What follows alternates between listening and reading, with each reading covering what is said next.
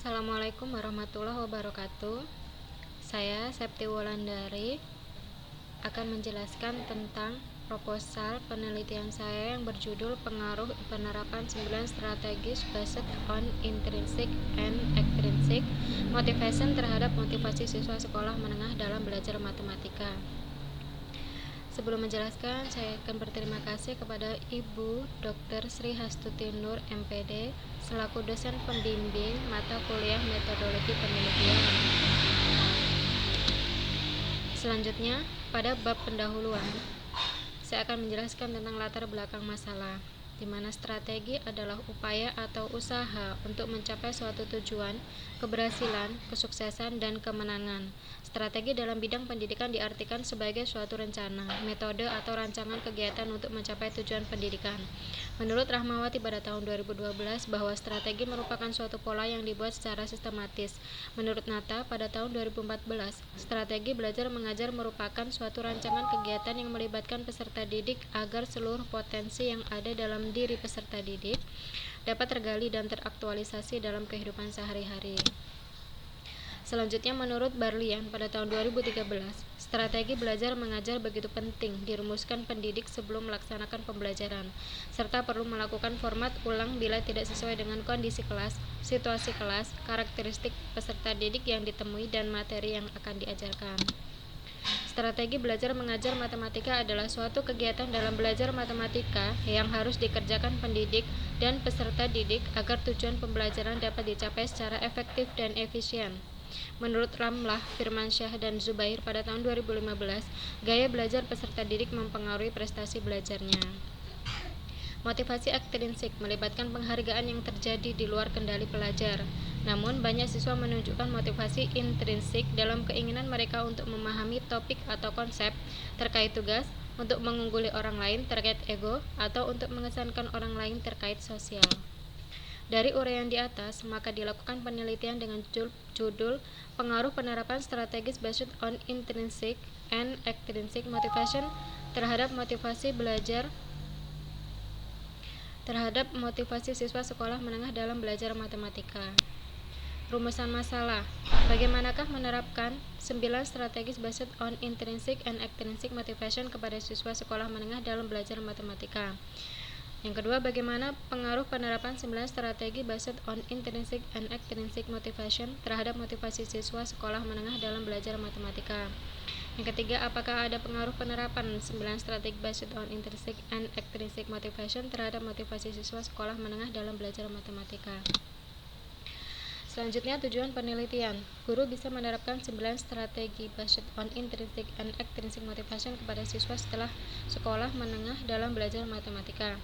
Yang kedua, meningkatkan motivasi siswa sekolah menengah dalam belajar matematika setelah diterapkan 9 strategis based on intrinsic and extrinsic motivation. Selanjutnya, manfaat penelitian. Manfaat penelitian bagi guru. Hasil penelitian ini diharapkan semua guru bisa menerapkan 9 strategis based on intrinsic and extrinsic motivation, khususnya dalam meningkatkan motivasi siswa dalam belajar matematika. Manfaat bagi siswa. Hasil penelitian ini diharapkan agar siswa dapat menerima 9 strategi based on intrinsic and extrinsic motivation yang disampaikan oleh guru. Siswa lebih termotivasi dalam belajar matematika, siswa lebih mudah mengerti konsep matematika, dan siswa menyukai pelajaran matematika. Bagi peneliti, hasil penelitian ini diharapkan peneliti bisa mendapatkan pengetahuan yang maksimal untuk bisa menerapkan 9 strategi based on intrinsic and extrinsic motivation dalam pelajaran matematika. Selanjutnya, untuk bab kedua, tinjauan pustaka. Yang pertama, kajian teori. Untuk pengertian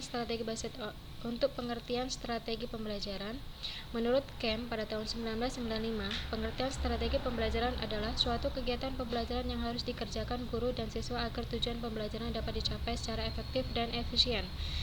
Menurut Kosma pada tahun 2007, definisi strategi pembelajaran dapat diartikan sebagai yang dipilih, yaitu yang dapat memberikan fasilitas atau bantuan kepada peserta didik menuju tercapainya tujuan pembelajaran tertentu. Selanjutnya, motivasi intrinsik dan ekstrinsik. Menurut Saiful Bahri pada tahun 2015 di halaman 115, motivasi intrinsik yaitu motif-motif yang menjadi aktif atau berfungsinya tidak memerlukan rangsangan dari luar, karena dalam diri setiap individu sudah ada dorongan untuk melakukan sesuatu.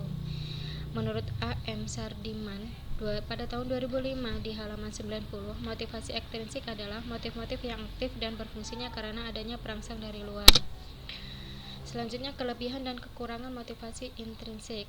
Kelebihannya adalah jenis motivasi ini dapat bertahan lama. Selain itu, motivasi ini berpeluang besar untuk mencapai hasil belajar secara optimal. Selanjutnya, kekurangannya adalah sulit munculnya kemauan belajar yang benar-benar berasal dari kemauan siswa. Artinya, tidak mudah bagi guru ataupun orang tua untuk membangkitkan motivasi belajar intrinsik siswa.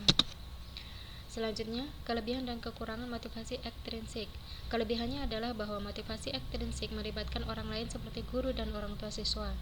Kekurangannya adalah tidak bertahan lama. Siswa akan giat belajar jika ada motif dari pihak luar untuk belajar.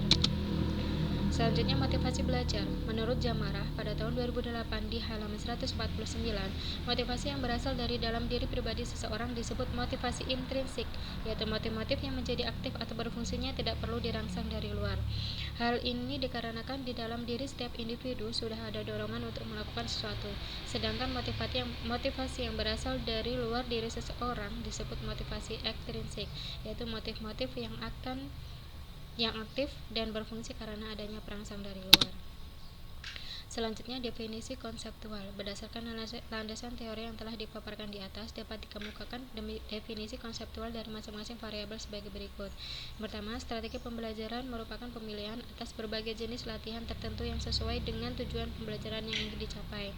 Yang kedua, motivasi belajar merupakan keseluruhan daya penggerak dalam diri siswa yang menimbulkan kegiatan belajar, yang menjamin kelangsungan dari kegiatan belajar dan memberikan arah pada kegiatan belajar, sehingga tujuan yang dihendaki oleh subjek belajar itu dapat tercapai. Selanjutnya, definisi operasional, di mana dalam definisi operasional ini peneliti menjelaskan tentang strategi Bashet, motivation intrinsik dan motivation ekstrinsik agar tidak dapat kekeliruan dalam definisi. Selanjutnya, ruang lingkup penelitian. Ruang lingkup dalam penelitian ini yaitu penerapan 9 strategi based on intrinsic and extrinsic motivation terhadap motivasi siswa sekolah menengah dalam belajar matematika. Dalam hal ini, peneliti lebih mengutamakan peningkatan motivasi siswa dalam belajar matematika karena dari pengalaman yang selama ini peneliti lihat, masih banyak sekali siswa yang kurang mempunyai semangat untuk belajar matematika. Bahkan ada yang sama sekali tidak menyukai matematika. Kerangka berpikir, di mana dalam diagram ini strategi Bashet dan motivation extrinsic serta motivation intrinsik itu sangat berpengaruh. Dalam penerapannya, 9 strategi Bashet on intrinsik sangat berpengaruh pada motivasi belajar siswa.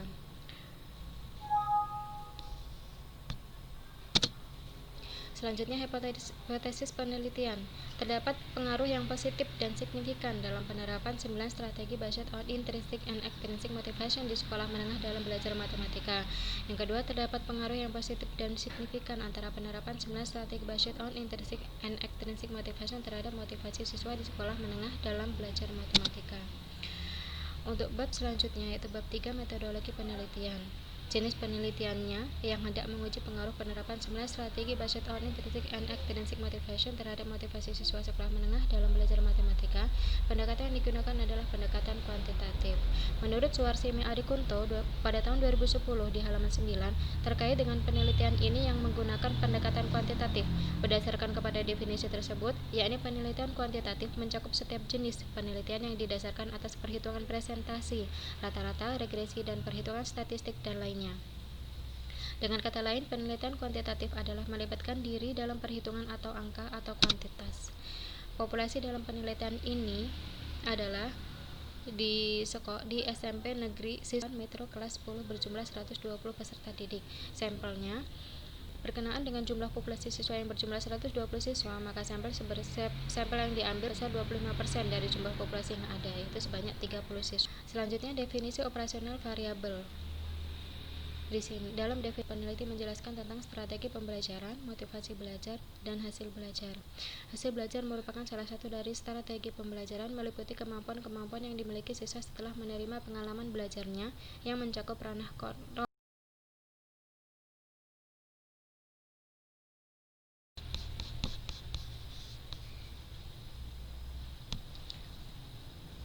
Selanjutnya, metode pengumpulan data. Pengumpulan data adalah mengamati variabel yang akan diteliti dengan metode angket atau kuesioner, observasi, wawancara, dan dokumentasi. Metode analisa data adalah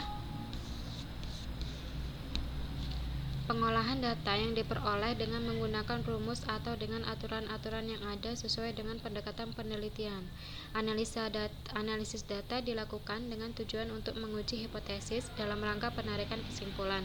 Adapun metode analisis data yang dipergunakan meliputi analisis deskriptif dan analisis regresi. Dalam metode analisa data, terdapat 4 uji. Yang pertama uji validitas, yang kedua analisis deskriptif, yang ketiga uji hipotesis penelitian, yang keempat uji T atau uji parsial. Sekian, terima kasih penjelasan proposal dari saya. Semoga bermanfaat buat semuanya. Assalamualaikum warahmatullahi wabarakatuh.